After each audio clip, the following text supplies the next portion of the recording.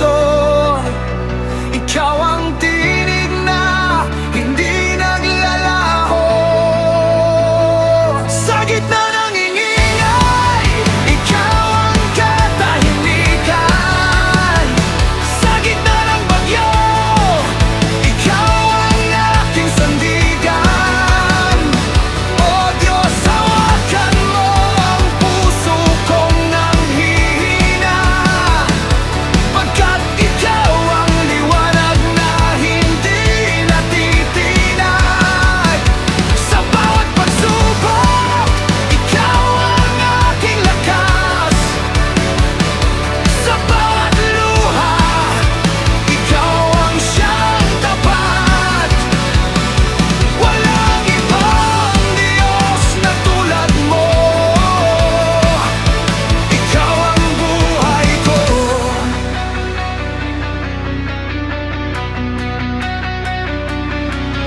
Ang suhol ay lasong tinatago sa kamay, nagpapawalang laman ng katarungan mo, O Diyos.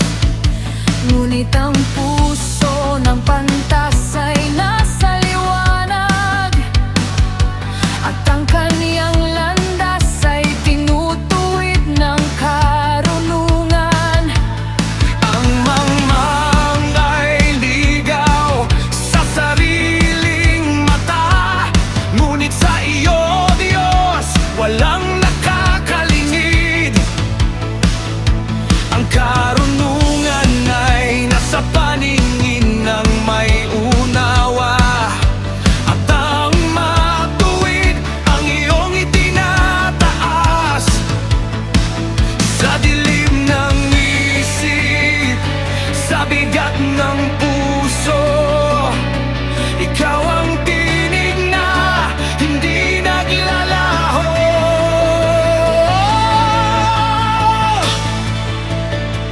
Sa gitna ng ingay, ikaw ang katahimikan.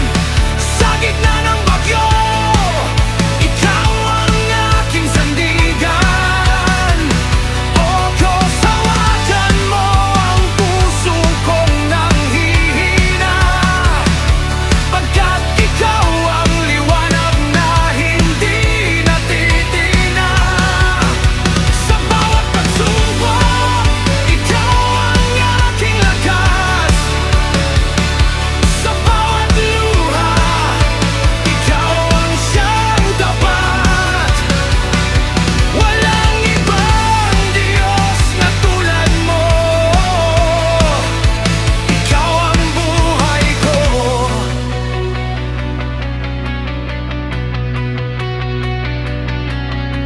Ang anak na mangmang, sakit sa kanyang ama, at kirot sa dibdib ng kanyang ina. Mabuti ang manatiling tahimik sa harap mo, kaysa magsalitang puno ng kasinungalingan. Ang taong maingat sa salita'y nagkakaroon ng dangal, at ang marunong tumahimik ay nagiging marunong. Diyos, ikaw ang nagbibigay ng disiplina sa puso, at ikaw ang pumupuno sa aking kakulangan. Sa katahimikan, naririnig kita. Sa pagod ng kaluluwa, pinapalakas mo ako.